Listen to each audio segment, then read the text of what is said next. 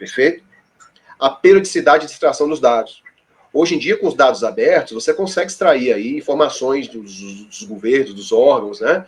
Das secretarias de saúde, educação, e isso é importante para que você saiba de quê? De quando ela é atualizada. Né? Lá você tem nesses dados abertos de quando e quanto tempo aquela informação é atualizada. E aí você pode até mesmo fazer uma raspagem de dados, né, em inglês, scrapping, daquela informação de maneira automatizada. Você não precisa colocar ali uma pessoa dedicada para ficar só copiando os dados. Você pode colocar uma solução, um robô, que vai ali, né, muitas vezes feito em linguagens como Python atualmente, e ele vai atualizando aquelas informações. Né? Ele vai atualizando e vai extraindo de maneira automática aquelas atualizações, aquelas informações para você. Perfeito? A manutenção das informações, que é natural de todo o processo, né? PDCA, que você planeja, tem que ter aquela manutenção contínua, e a segurança em si. Seus concorrentes vão adorar se você deixar a sua informação, seu painel gerencial aberto, porque ali você vai ter um compilado de tudo que você tem ali de forças e fraquezas, de oportunidades e ameaças para que ele use contra você. Então tem que ter muito cuidado com relação à segurança de informações. Até porque são informações que advêm ali dos sistemas transacionais. Então dali você pode abrir né, uma série de fragilidades na sua organização. Né? Temos que ter muito cuidado com a questão da segurança. Muita proteção com relação às informações aí nesse momento. Ô Emerson, sim? Deixa eu colocar em perspectiva isso que você está falando. Pessoal, eu coletei durante essa pandemia os melhores painéis.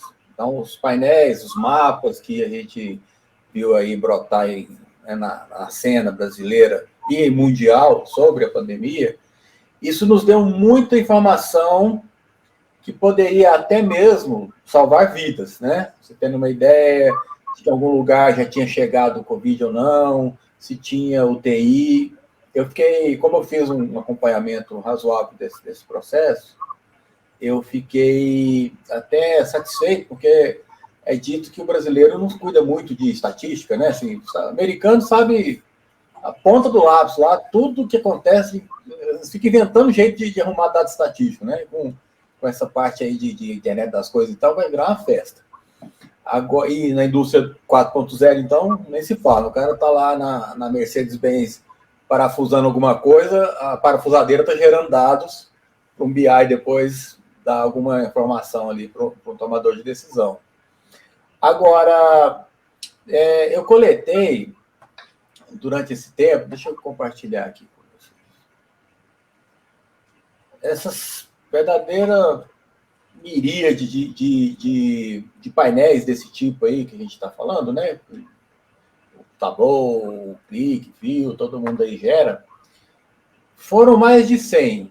Aqui eu separei por nacional, internacional, alguns tipo que trazia dados como quando a pandemia vai parar, dados sobre vacinação.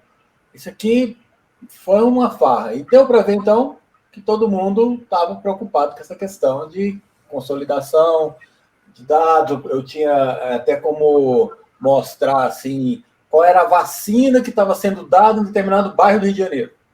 Eu podia falar, aquele negócio do sommelier da vacina, com os dados era possível a gente fazer um drill down lá e ia falar, em tal posto tem tal vacina, que é o que você estava falando, né? De ter esse tipo de condição de tomada de decisão baseado nessas coletas, né? Bom, essa coleta, ela é feita, praticamente toda ela é feita nesses dados que o nosso Ministério da Saúde disponibiliza, né? No formato CSV, que é em formato textual separado por vírgula, por ponto e vírgula e tal. Praticamente todos os brasileiros, né, centenas de mapas brasileiros, bebem dessa mesma fonte. E a gente tem que saber também como ler esses dados. Então, havia uma dúvida, será que está tendo muito Covid? Não está? O segundo painelzinho aqui que tem no Ministério da Saúde é o SRAG, né? É a Síndrome Respiratória Aguda Grave.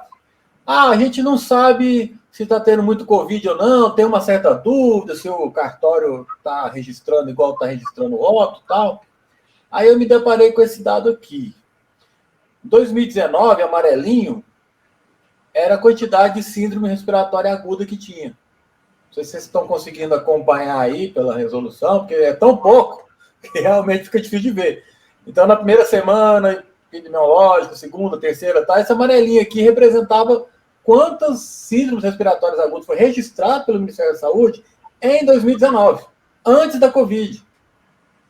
Praticamente, né, quase zerando aqui, perto do que teve em 2020, que foi vindo de janeiro, fevereiro, março, aí começou a disparar.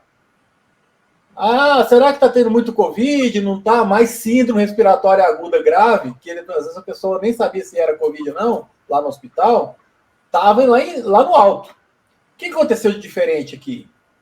Foi o aparecimento do vírus.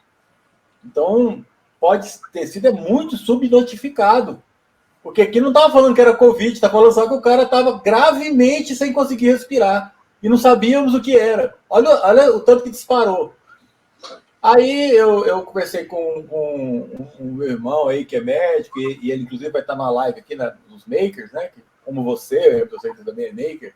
Ele deu uma ideia. Falou, não, pode ser que justamente por causa da Covid, a gente tem que aprender a ler o dado, né? Aumentou o número de notificação, porque o pessoal, qualquer coisinha, né, o cara estava lá com um pouquinho de asma, ia no posto de saúde, e o posto de saúde anotava lá que era síndrome respiratória aguda grave. Pode ser, é difícil separar aqui quanto que aumentou também de notificação em virtude da preocupação, né? Mas o que eu quero chamar a atenção é como esse processo que o Emerson estava mostrando entra na nossa vida, na prática, né? Então, para você pegar esse dado aqui, esse arquivo CSV, você pode usar um software livre, pode ser o Excel, pode ser alguma outra coisa que transforma isso em algo que o sistema de BI, que depois vai fazer a transformação, consiga ler. Aí pode ser que tenha dado lá que está faltando, cada Secretaria de Saúde do Brasil pode ter maior ou menor dificuldade de fazer esse registro, pode ser que tenha gente que tem que digitar, pode ser que tenha algum sistema lá que seja automático em São Paulo, no Rio, no Grande Centro, né?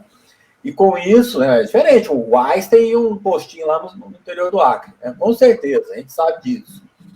Agora, depois é feita uma higienização, né? Feito aquele tratamento que você estava mostrando aí, e tentar tirar ali o que pode ser um erro de digitação, por exemplo, um erro até de transmissão do dado. E isso depois vão virar essas centenas de painéis. E teve um momento da Covid, aí, que não acabou, né? Nós estamos em plena pandemia, mas agora está vacinando, está melhor. Mas teve um momento que houve uma preocupação política, porque o jeito de mostrar o dado estava fazendo mal para a popularidade, né, dos governantes, ou para um estado ou outro. Por exemplo, existia aqui no painel aqui do Ministério da Saúde, no começo, que eu acompanhei, um mapa mostrando estado a estado. Aí depois, os estados que tinham mais Covid começaram a se incomodar com aquilo. Aí aquele mapa sumiu. Você sabe o que acontece, né? Há uma questão até de finalidade em cima desses dados. O primeiro mapa desse que apareceu foi do John Hopkins, que deve estar aqui na parte, né, mais internacional. Depois eu vi um lá do Recôncavo Baiano, que tinha um dado que mostrava projeção. Então, pela inclinação da curva, ele mostrava assim, algumas semanas para frente. Aí você fala, não, estamos ferrados, né? No começo só tinha uma notícia, né? Morreu um, você achava que era muito. Hoje em dia morre 1000, você estava lá, tá até bom, né? Tá até equilibrado, tá no platô. A gente vai criando uma outra perspectiva das coisas, né? Quando você começa a acompanhar os dados e por aí vai. Então, assim, nessa situação prática aqui, a gente consegue ver tudo, desde a questão da extração ao tratamento até a publicação. E teve uma época aqui que o governo começou a não liberar os dados antes do Jornal Nacional, porque o Jornal Nacional trazia aquela informação, ele ficava alarmado. Aí juntou e criou-se o consórcio da imprensa. Os grandes jornais do Brasil criaram um consórcio separado do Ministério da Saúde para pegar os dados na fonte. Ou seja, essa questão de BI, ela é muito mais complexa quando você vai ver na prática do que apenas um foco tecnológico, né? Ela tem outros outras dimensões para a gente acompanhar isso, até mesmo políticas. Era uma reflexão que eu queria trazer aí para a gente. Você pode voltar aí a Muito interessante aí. Excelente exemplo aí de auditoria cidadã, né? Você fez um exemplo, eu acompanhei esse produto, dessa consolidação que o Alexandre fez no blog.